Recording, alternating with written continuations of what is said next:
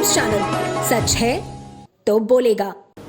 वाराणसी के अस्सी घाट पर संत कबीर के 624वें प्राकट्य वर्ष के उपलक्ष्य में संस्कृति मंत्रालय भारत सरकार की स्वायत्तशासी संस्था उत्तर मध्य क्षेत्र सांस्कृतिक केंद्र प्रयागराज द्वारा संत कबीर अकेडमी मगहर संस्कृति विभाग के सहयोग से आजादी के अमृत महोत्सव के अंतर्गत कबीर महोत्सव का आयोजन किया गया।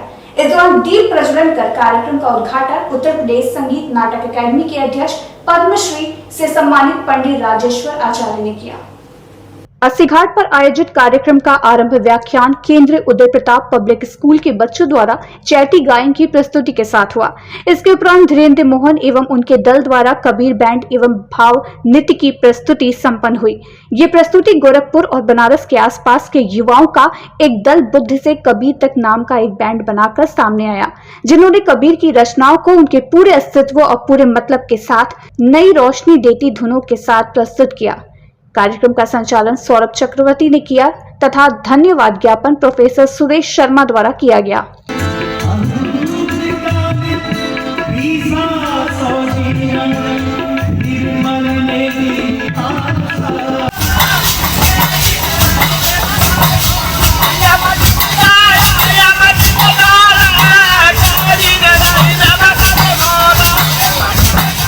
जी, मेरा नाम प्रोफेसर सुरेश शर्मा है। मैं निर्देशक हूँ उत्तर मध्य क्षेत्र सांस्कृतिक केंद्र प्रयागराज। किस प्रकार का कार्यक्रम हो रहा है और क्या है यहाँ पे? जैसा कि आपको पता ही है कि आज का दिवस जो है आदरणीय संत कबीरदास जी का प्राकट्य दिवस है। आज के दिन वो उनकी जन्मशती हम मना रहे हैं और उसी उपलक्ष्य में भारत सरकार संस्कृत मंत्रालय जो है 3 दिन का ये कबीर महोत्सव हम यहाँ पे आयोजित कर रहे हैं। हमने अभी कबीर मठ में 3:30 बजे उसकी शुभारंभ किया और यहाँ पे 3 दिन का कार्यक्रम 6:30 बजे से लेकर के रात्रि 9, 9:30, 10 बजे तक की आयोजित किया जाएगा। इसमें विभिन्न प्रांतों से कबीर के निर्गुण गाने वाले गायक उपस्थित हुए हैं, लोक कलाकार उपस्थित हुए हैं, जो कि 3 दिन तक की अपना कार्यक्रम यहाँ प्रस्तुत करेंगे। इसके साथ ही मगहर में जहाँ पे संत कबीरदास जी ने अपना शरीर त्यागा था, वहाँ पे भी ये 15 और 16 तारीख को यानी कि कल हम वहाँ पे इस कार्यक्रम का शुभारंभ करने जा रहे हैं, जिसमें हम वहाँ पे एक सेमिनार का आयोजन कर रहे हैं 10 बजे प्रातः 10 बजे से लेकर 2 बजे तक की, और फिर दूसरा सत्र जो है शाम के 4 बजे से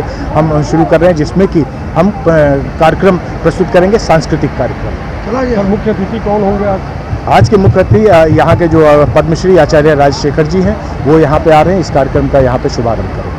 धर्म और अध्यात्म की नगरी काशी में कहा जाता है कि मां अन्नपूर्णा की कृपा से कोई भूखा नहीं सोता।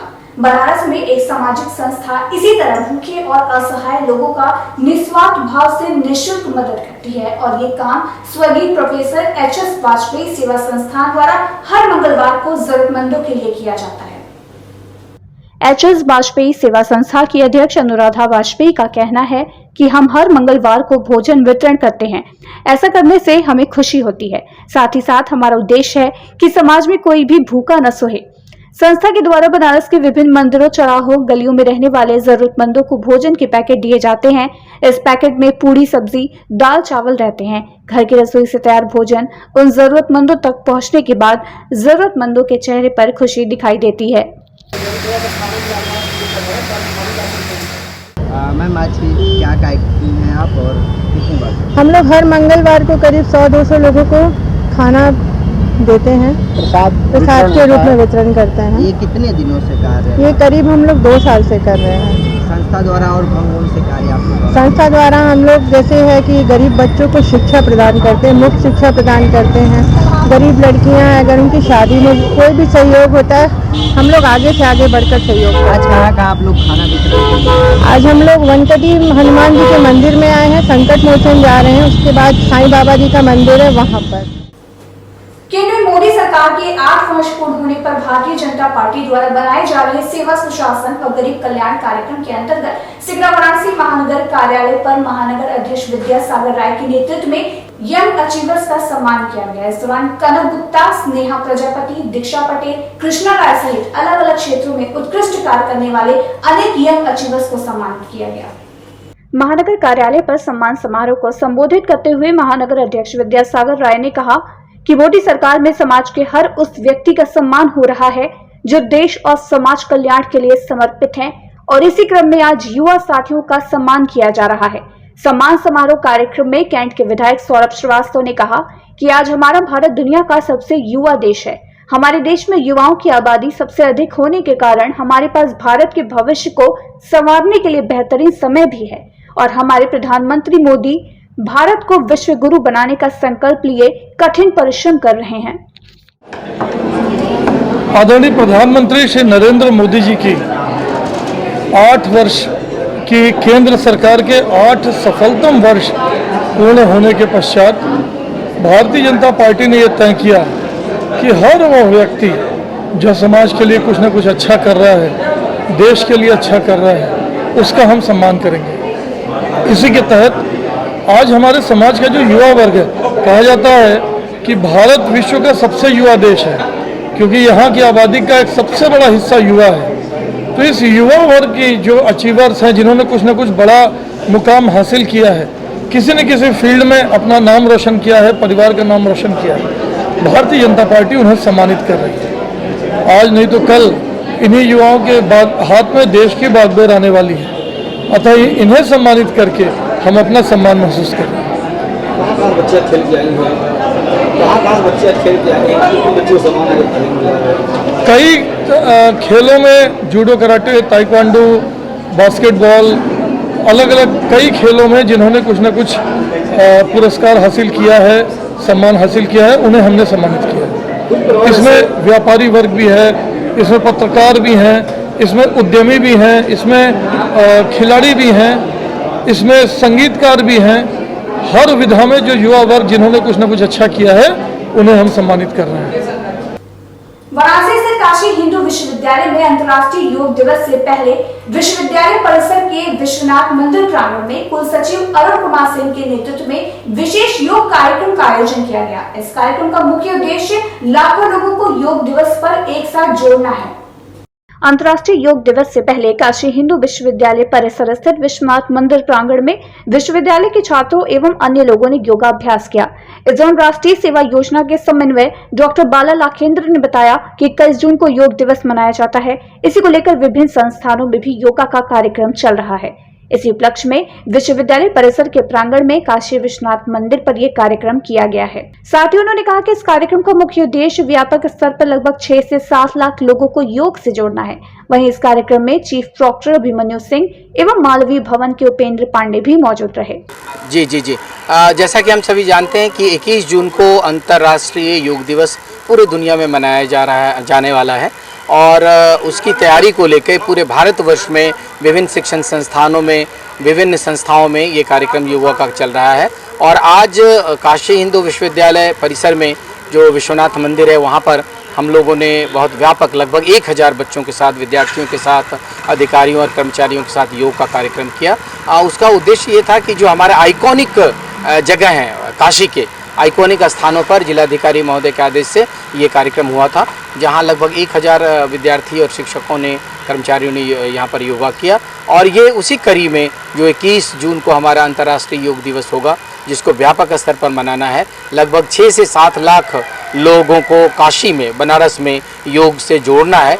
तो इसी कड़ी में ये कार्यक्रम हुआ और बहुत ही सफल कार्यक्रम रहा, जिसका उद्घाटन हमारे काशी हिंदू विश्वविद्यालय के कुलसचिव प्रोफेसर अरुण कुमार सिंह जी ने किया और हमारे कई अधिकारी वहाँ पर उपस्थित थे।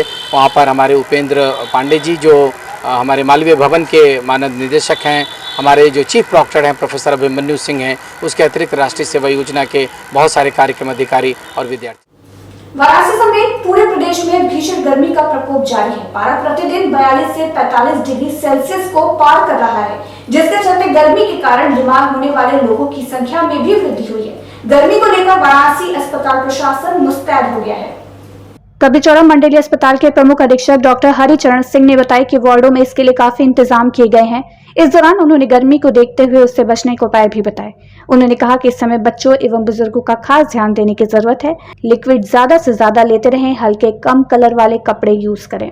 हीट स्ट्रोक से प्रभावित हो रहे हैं। गर्मी काफ़ी पड़ रही है, अचानक चक्कर आना, उल्टी होना और बेहोश हो जाना, ये सारे लक्षण दिख रहे हैं। तो क्या कहेंगे, हीट स्ट्रोक से बचाव के क्या उपाय हैं और किस तरह से मंडलीय अस्पताल में व्यवस्था की? देखिए, ऐसा है कि जब भी बाहर निकलें, पहले तो अच्छी तरह से पानी पीकर ही निकलें।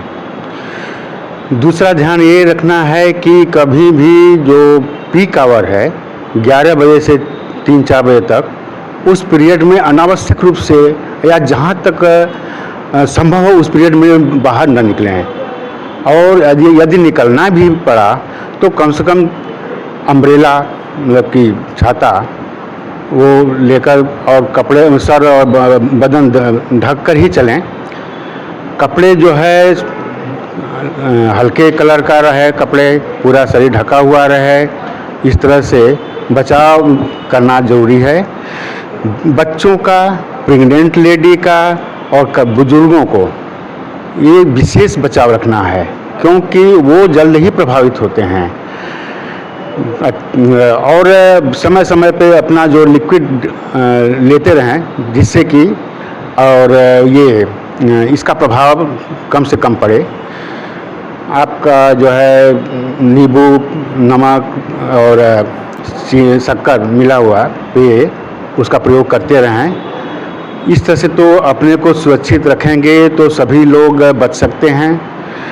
जहाँ तक हॉस्पिटल की बात है तो हॉस्पिटल में हमारे यहाँ सभी जो है सुविधाएं हैं। आपका बेड जो है हमेशा तैयार रखते हैं, कहीं भी अगर फुल हो गया तो फिर अगला वाला वार्ड खाली उसमें करते हैं, फिर उसके बाद जो बचा है तो फिर अगले वार्ड में जो है उसको चेंज करते हैं।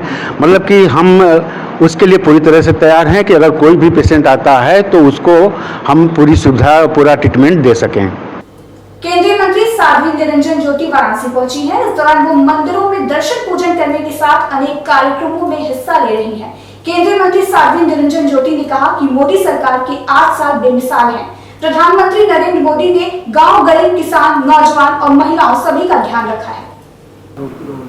मैम 8 साल सरकार के पूरे हुए हैं, उसमें सहभागिता आपकी भी रही है, क्या कुछ आज कार्यक्रम है शहर में? 8 साल बेमिसाल। बनारस अपने आप में गवाही दे रही है कि 8 वर्षों में कितना बड़ा परिवर्तन हुआ है। यहाँ के लोगों को मुझे लग रहा है कि प्रमाण की ज़रूरत नहीं है, प्रत्यक्षम किम प्रमाणम। पूरे देश के लिए भारतीय जनता पार्टी का जो सिद्धांत था, जिन मूल्यों को लेकर के भारतीय जनता पार्टी का गठन हुआ था, पंडित दीनदयाल जी की सोच अंत्योदय, अंतिम पंक्ति पर बैठे हुए व्यक्ति तक देश के पैसे का हिस्सा उसको मिलना चाहिए। माननीय प्रधानमंत्री जी ने गरीबों को फोकस करके काम किया और आप देख रहे हैं इन 8 वर्षों में 3.5 करोड़ के लगभग हम गरीबों को मकान दे चुके हैं। 9 करोड़ के लगभग गैस चूल्हा दे चुके हैं। शौचालय के तहत जिसको लोग मजाक उड़ाते थे, मेरा मानना यह है कि जाके पैर न फटी पेवाई वो का जाने पीर पर आई। जिसके घर में शौचालय नहीं होता, हमसे ज़्यादा कोई अनुभव नहीं कर सकता। मैं उस रास्ते से गुजरी हूँ, उस गांव में रही हूँ, मुझे मालूम है। बरसात के सीज़न में, सर्दी के सीज़न में, गर्मियों में सूर्यास्त की प्रतीक्षा में महिलाएं बैठी रहती थी। माननीय प्रधानमंत्री जी ने महिलाओं को जो इज्जत घर दिया, मुझे लग रहा है कि इससे बहुत बड़ी महिलाओं की बीमारी रुकी, क्योंकि कहीं ना कहीं बीमारी का कारण भी बनता था। बहुत सारे ऐसे परिवार थे जो स्वयं गैस चूल्हा नहीं खरीद सकते थे, और कई ऐसी एरिया हैं जहां लकड़ी का संसाधन नहीं था।